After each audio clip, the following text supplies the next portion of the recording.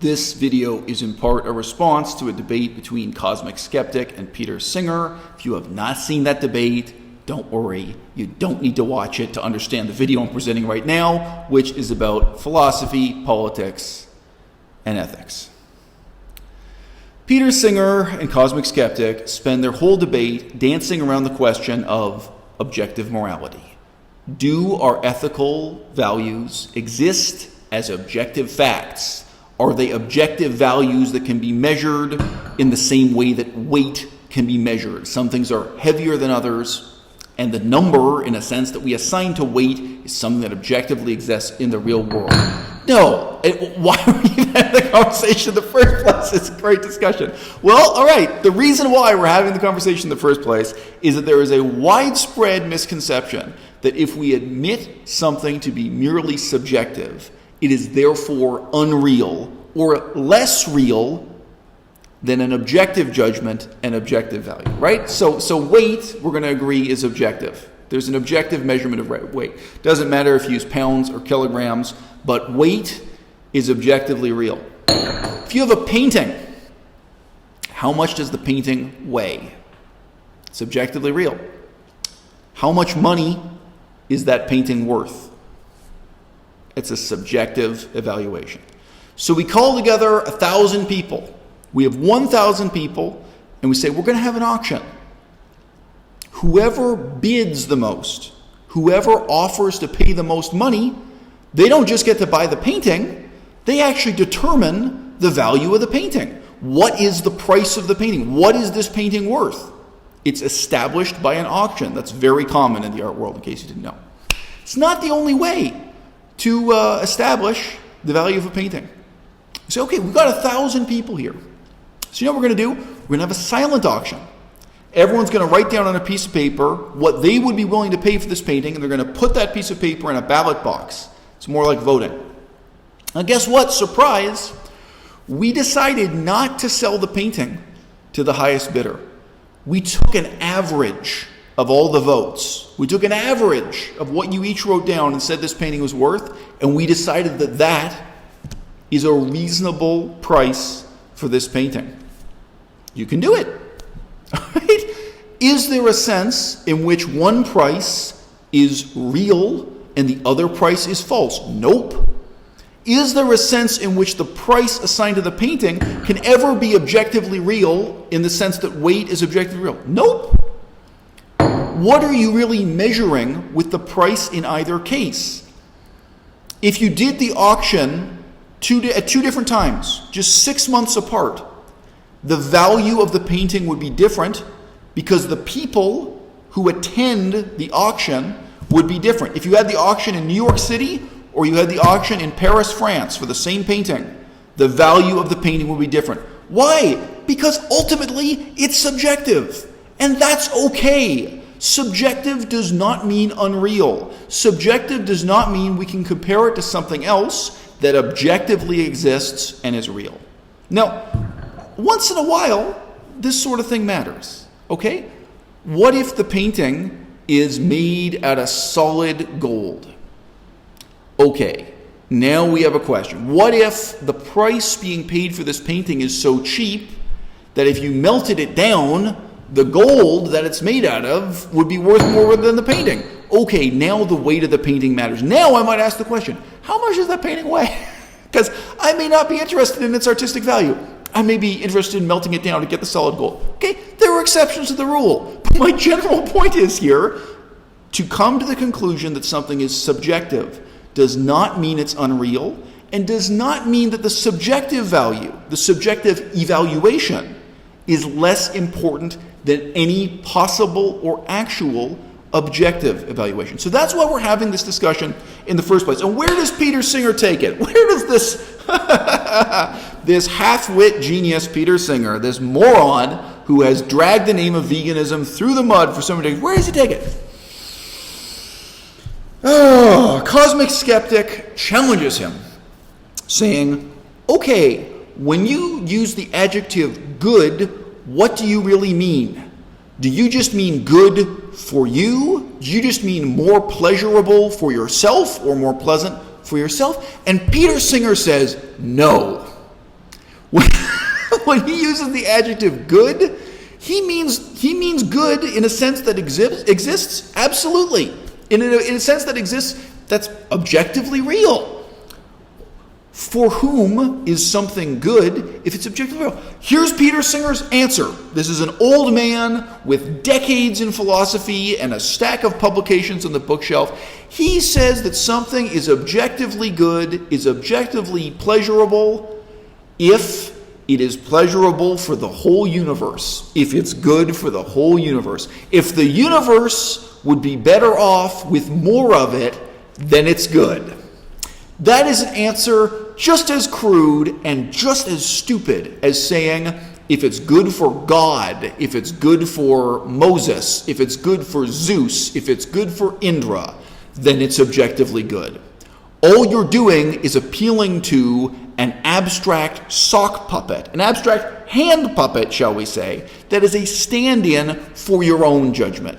When Peter Singer says that something is good for the whole universe, what he means is it's good in his opinion. It's his judgment, but he's holding up this puppet here and saying, oh, no, it's not my opinion. It's the universe's opinion. It's Indra's opinion. It's Zeus's opinion. I have this friend who's some kind of abstraction, and according to him, there's a difference between good and evil. Doesn't have to do with me. According to him, there's a difference in terms of pleasure, in terms of what an objectively real person would consider pleasure versus pain, or the sum total of all people's pleasure. It's not me making the judgment, it's him. All you're doing is disassociating your own act of judgment from yourself and pointing to it as something more objectively real than you are. Okay? And that's just as absurd as saying that the value of the painting consists in its weight. It's not all that interesting to talk about how unreal moral and ethical values are. It's a very simple, short point to make. And I'll use an allegory here. It's not related, but you'll see why I use it in the fullness of time. It's not that interesting to just kind of prove to somebody that killing a calf and then keeping the calf's mother in captivity so that human beings can drink the milk, that's kind of bad and evil and disgusting. That's really simple. That's a really short, easy thing to prove. What's more interesting and more philosophically weighty and provocative and important for us to deal with is, hey, wait a minute. How did we end up living in a society where everyone agrees that killing a calf and keeping its mother in captivity and humans drinking the milk, that's normal? That it's neither good nor evil, that we don't even make the judgment? That the judgment has already been made for us, that's good and normal and there's nothing wrong with it and there's nothing even to question. That's philosophically weighty. Okay? Now, in the same sense, I'm not that interested here in just hounding on the point that ethical judgments are subjective. Of course they are. The value of the painting is subjective. Beauty is in the eye of the beholder. How much you're willing to pay is subjective. On and on it goes, right? What's more interesting to examine is, how is it that we live in a world where the majority of people, the majority of the time, live as if ethical and moral values are objectively real, where that's normal. It's as normal as people drinking cow milk. And I'm going to answer that question. I think it's more useful, and I think it illustrates the underlying simpler question about the subjectiveness of moral and ethical judgments. You have a bunch of people who come together to play baseball on a professional diamond, a professional baseball field. Okay, so you know there are seats, there are lights, there are clear white lines painted around the field. There's a pitcher. You know the features of this field. All these people have many years of experience with the rules. They come to play baseball. They all have a common sense of fair play. They have a common sense of what is cheating and what is not cheating. They have a common sense of what's reasonable or unreasonable, even when there's a problem that may fall into a gray area outside of the rules, or, for example, a situation where the umpire wasn't paying attention and you have to come to some kind of reasonable accommodation. There's an ethos, there's an ethical system to baseball that all the participants are subscribing to. It includes even things like under what circumstances should the batter run up and try to punch the pitcher. I kid you not, at least back in the 1980s, that was a thing. If the pitcher violated certain rules of decorum and ethics, then it was considered acceptable for the batter to run up at the pitcher's mound and try to punch out the pitcher. It was all part of the game, okay? So it's possible for the players in the game, for the sake of the love of the game, to all participate in the same set of subjective moral standards, to such an extent that those moral standards, shared by many people, being obeyed by many people, and even being obeyed by people where it's to their own personal disadvantage, but for the love of the sport, for the love of the game, they do it. That gives the pleasing illusion to all of the participants that these ethical standards are objectively real. Okay. And many of us live our lives that way much of the time. But let's say I gather together a group of people to play baseball under slightly different circumstances. There is no baseball diamond. There is no first base, no third base. There's no stadium. We're on a camping trip. And I say, hey guys, the 20 of us, we're going to get together and we're going to play baseball in this grassy field. Now we start to get some philosophical questions. What is the difference between a home run and a foul ball? Back when we were in the stadium, there was a clearly drawn white line. Now we just have a grassy field and there is no white line. We're going to have to decide in a creative and dynamic sense, what is the difference between a foul ball and a hit, fair play in the outfield, and a home run? We're going to have to say, okay, you know what? There's a tree over there and there's a rock. Maybe we're going to have to run around in the forest and get some twigs, get some branches, and lay them out to mark some of the features. We are going to have to decide amongst ourselves. There is no objectively real line out in that grassy field for us to be discovered. It's not as if there's a difference between the true demarcation and a false or misleading demarcation. There is no line to be known accurately or inaccurately. There's only a role for ourselves as creative individuals and ourselves coming together in a democratic or cooperative way to decide where we are going to draw the line. And those are the lines that decide our entire political discourse. What is the difference between a free person and a slave? After the American Civil War, nobody wanted to deal with it. They just had this incredibly vague principle that you have to, quote-unquote, enjoy the fruits of your own labor.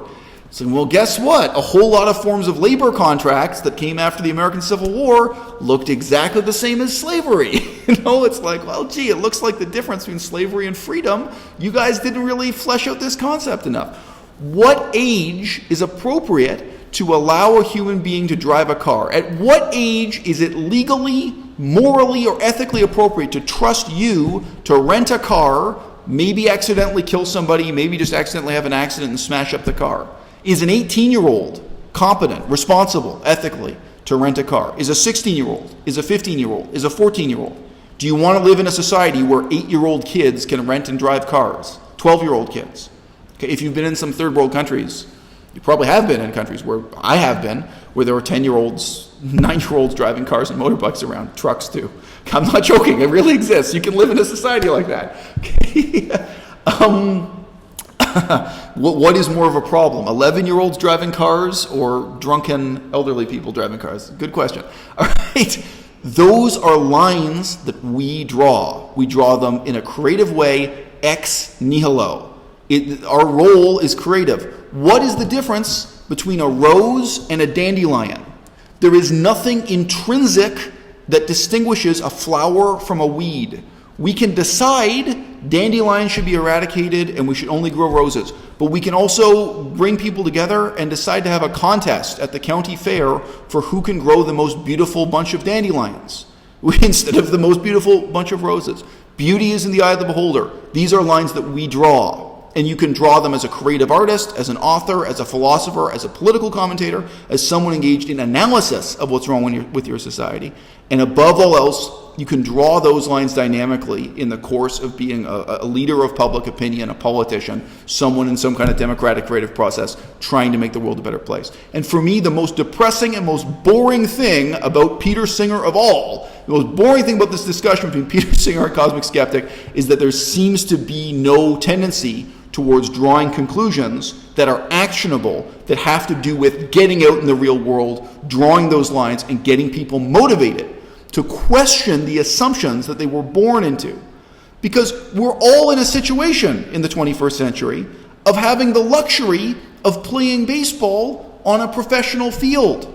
We're all in the situation of not having to question, where should the line be drawn? What is the difference between a foul ball and a home run? Because the lines have been drawn for us, and it's so comfortable to conform. It's so easy to just get along and play the game by the rules that are already there, and to not question to what extent this line, it's drawn by me now. I'm agreeing to it, or I'm going to fight to redraw it in another place where for some reason it's more or less fair. It's so easy to go to the grocery store and just accept that there's a packaged product there on the shelf, cow milk, and not question, hey, you know what?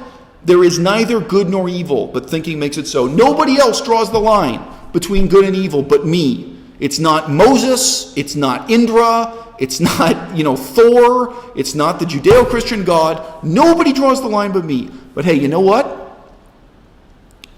If I'm going to witness the reality of where cow milk comes from, of what it really means to produce this, the ethical consequences, the ecological consequences, I have to decide for myself where to draw the line. Nobody ultimately is responsible but me. If we have more people taking that analytical, incisive, and ultimately nihilistic attitude, saying, I am the creator and I'm the arbiter of these ethical values. I'm the one who has to come up with a way to entertain 20 people with just one wooden bat and one ball, okay? And I've got to motivate everyone to see what I see. I've got to motivate these people to look out at an empty grass field with just a tree and a rock and say, there's the line. That's where we're going to draw the line, and now we're going to play ball. That's the challenge, ultimately, of motivating a group of people as activists to go to the government and say, no, we need seatbelts. No, we need speed limits. And there's no objectively real speed limit. What the speed limit should be, how high or how low, we're going to decide right now. We're going to come together, we're going to debate it, and we're going to draw a line. We're going to draw a line between good and evil, and we're going to punish with fines and prison sentences people who are on the wrong side of that line. Our whole society is so comfortable with going to the corner store and seeing that milk as a final packaged product. It's the greatest ethical tragedy of our time, and it passes unseen before our eyes 365 days per year.